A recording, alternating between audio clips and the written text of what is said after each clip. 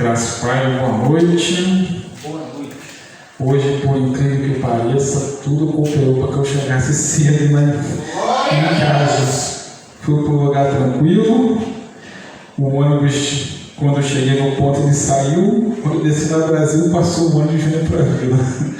Tudo conforme para me chegar no horário. Amém.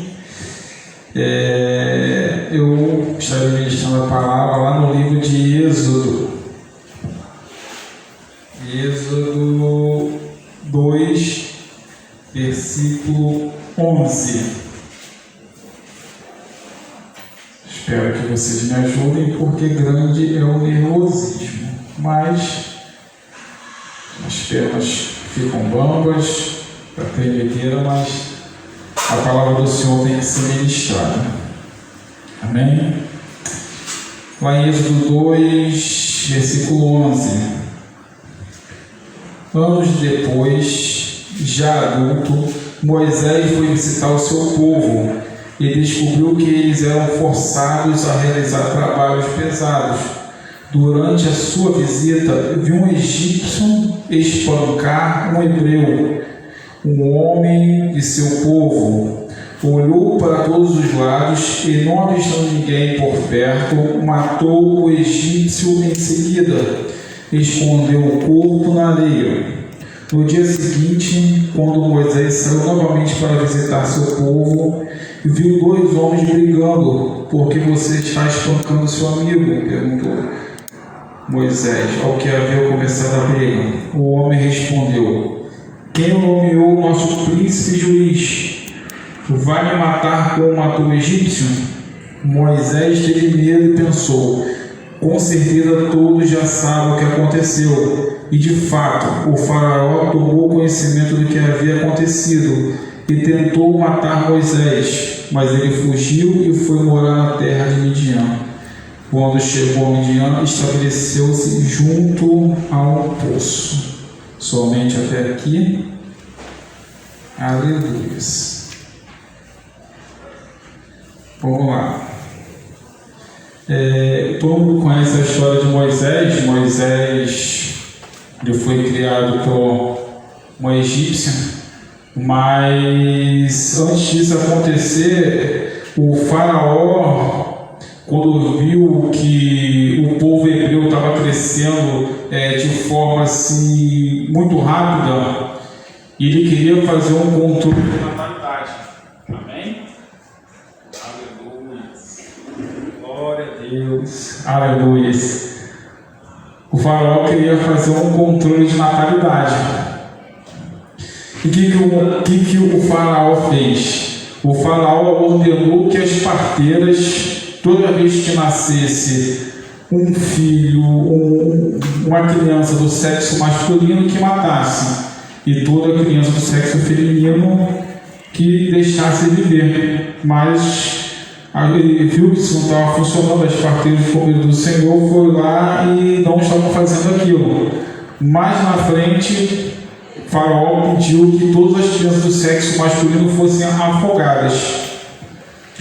E por incrível que pareça, quando a mãe de Moisés fez aquele barquinho para poder colocar o Moisés na água, a sua irmã estava lá, que colocou na água, e uma das servas da princesa foi lá e achou o barquinho e apresentou a princesa. A irmã dele foi lá, disse que tinha uma senhora que poderia amamentar, e Moisés foi amamentado pela sua própria mãe. Então Moisés teve a oportunidade de ser amamentado pela sua mãe e foi também criado por uma princesa egípcia. Então assim, Moisés ele cresceu fora da realidade que o seu povo vivia. Então, como o texto vai dizer, que o Moisés, deixa eu ver aqui, quando já era adulto, foi visitar seu povo e descobriu que eles estavam forçados a trabalhos pesados. E nesse decorrer, quando Moisés viu que um dos seus irmãos hebreus estava sendo maltratado, o que ele fez? ele chegou e atacou o egípcio. E o matou. Moisés, quando saiu de casa, ele não saiu com a intenção de matar o egípcio, ele não saiu com a intenção de matar ninguém, simplesmente saiu para ver como é que estava. Mas por causa de uma decisão que ele tomou de matar o egípcio, a vida dele mudou completamente. Isso não é diferente de nós. Toda vez que nós tomamos alguma decisão precipitada, algo sempre acontece de ruim. Nós temos que entender da seguinte maneira, que nós temos um Deus que rege nossa vida. Então nós precisamos ter uma direção do nosso Deus. Normalmente, quando nós chegamos e avançamos sem que o nosso Senhor diga, vai, faça, nós geralmente quebramos a cara. E aqui o Moisés, quando ele teve a iniciativa de matar o egípcio, um dos detalhes que ele fez, ele olhou para todos os lados e disse assim, nossa, não tem ninguém me olhando. Não tem ninguém me olhando. Ele foi lá e enterrou o egípcio e achou que isso ia ficar, morreu a situação. Ninguém ia perceber, ele ia passar despercebido, e logo o texto vai dizer que no dia seguinte ele saiu novamente para poder passar, olhar ao redor, ver como é que estavam as coisas, e viu novamente, só que agora, dois hebreus, um brigando com o outro. E nesse momento ele chegou e foi perguntar para aquele que estava arrumando a confusão, por que você está arrumando confusão com o seu irmão? E nesse momento o Moisés não esperava que ele fosse confrontado por aquilo que ele fez no passado, porque ele tinha matado um egípcio e achou que ia ficar por isso mesmo, e alguém chegou e confrontou. E nesse momento, quando nós deixamos de enfrentar os nossos problemas, ele volta e nos cobra. E ele cobra de uma forma que às vezes nós não estamos preparados. E o texto vai dizer que o Moisés ficou desesperado. Ele não sabia o que fazer. Ele já pensou, todo mundo já está sabendo. O que eu vou fazer agora? E por incrível que pareça, realmente o faraó já estava sabendo da situação. Ele chegou e mandou caçar Moisés para matar. E isso é fruto das decisões que nós tomamos hoje, nós vamos colher amanhã. Moisés passou o que passou porque ele matou um egípcio. Ele vivia no palácio, ele desfrutou de algo totalmente diferente daquilo que seu povo estava habituado. Mas a decisão que ele tomou foi uma decisão que realmente veio a mudar a vida dele. Todas as nossas decisões precisam ser com base naquilo que Deus nos ordena a fazer.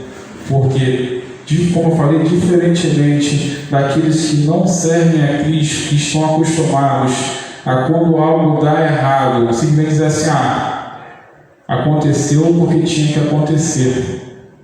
Nós não. Até quando algo dá errado foi porque Deus está dando uma oportunidade para que nós venhamos a aprender, para quando lá na frente se surgir a dificuldade, nós tenhamos no presente a base para poder sobressair aquilo.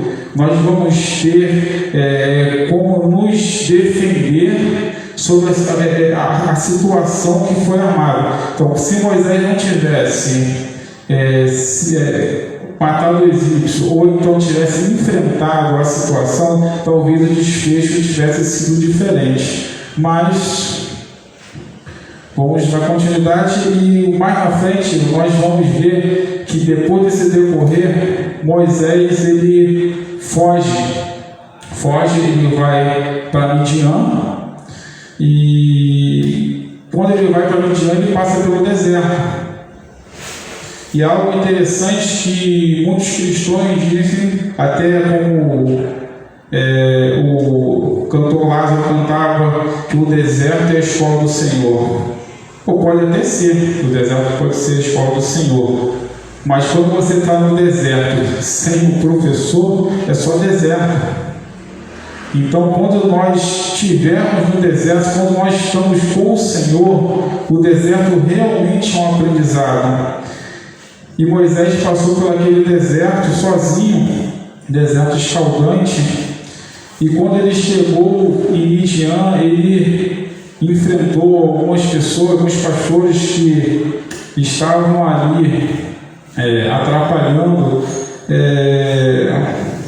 Eu esqueci o nome dela, mas amém. Que não estava deixando o povo dali pegar água para dar para os animais. Ele enfrentou, fez a parte dele como homem, defendeu aquilo que era certo. E através disso, Deus honrou ele. E mais para frente, ele acabou se casando, tendo filhos.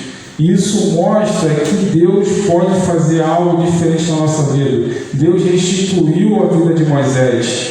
Deus, quando fez essa transformação em Moisés, Moisés tinha vindo do Egito, abandonado tudo aquilo que ele viveu, tudo aquilo que ele conheceu, atravessou o deserto, foi para um lugar que ele não estava habituado, e Deus construiu um novo lar para ele.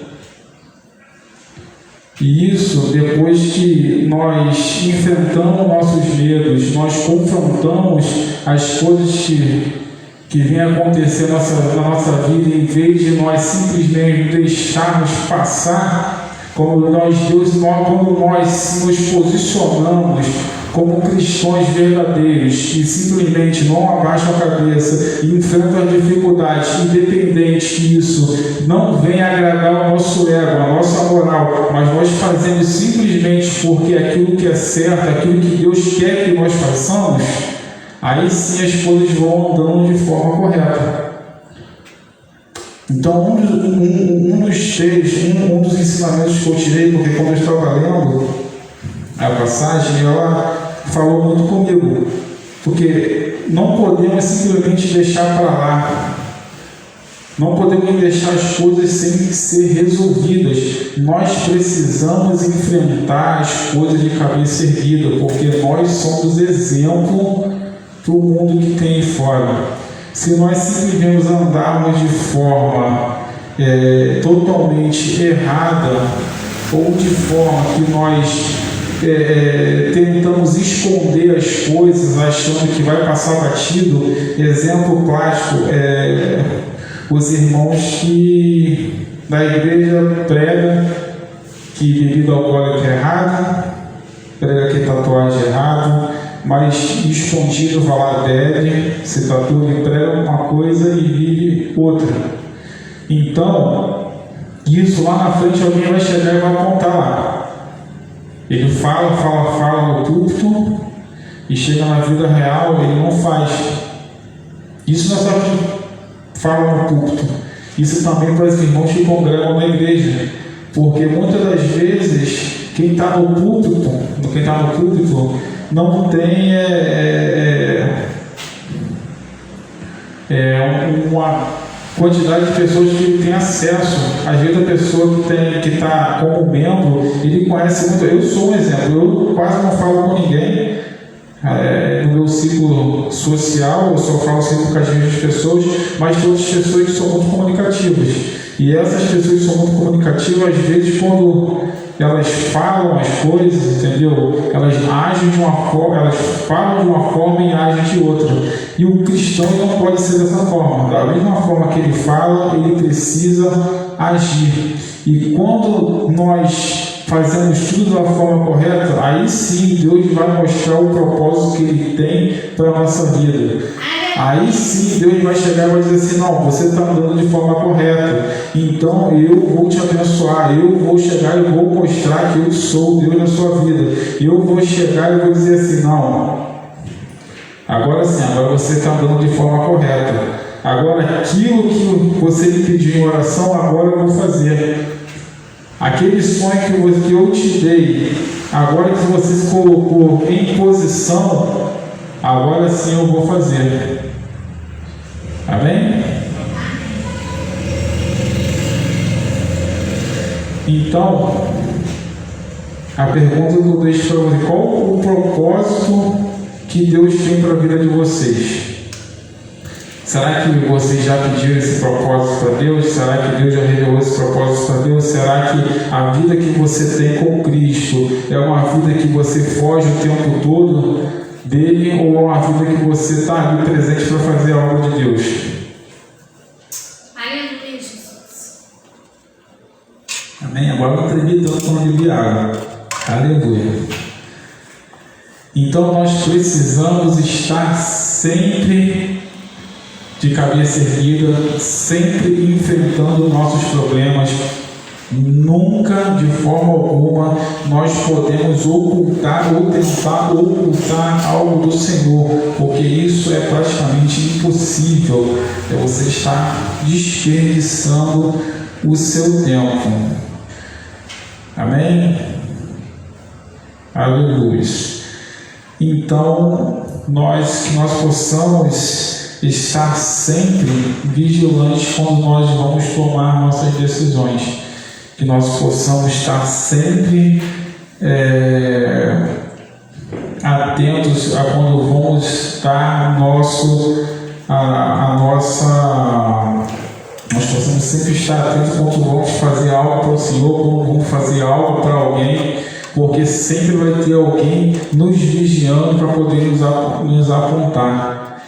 Porque assim como nós tentamos ser luz, sempre vai ter alguém para tentar apagar ela. Amém? Que os irmãos possam ficar com essa mensagem em nome de Jesus. Amém? Muito obrigado pela oportunidade. Amém. Aleluia.